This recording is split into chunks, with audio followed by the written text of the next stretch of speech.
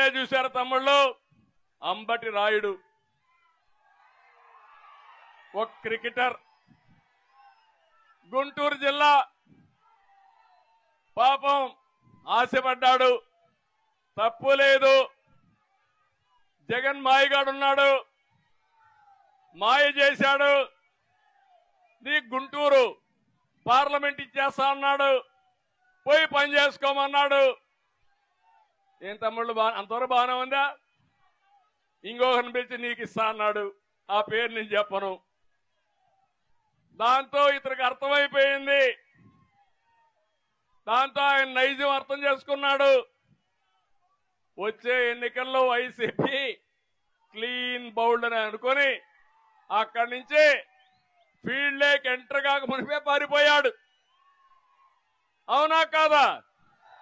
ఇది మీ అందరికి అర్థమైందా నేను అడుగుతున్నా. ఈ రాష్ట్రంలో అందరినీ మోసం చేసి ప్రతిరోజు మాటలు చెప్పి ఎదురుదాడి చేసి నానా బూతులు తిట్టించి తద్వారా రాజకీయం అనుకుంటున్నాడు. నిన్న మొన్న కూడా చూశారు, ఎవడు నన్ను ఎక్కువ తిడితే, ఎవరు పవన్ కళ్యాణ్ ఎక్కువ తిడితే, ఎవరు లోకేష్ని ఎక్కువ తిడితే వాడికే సీటు.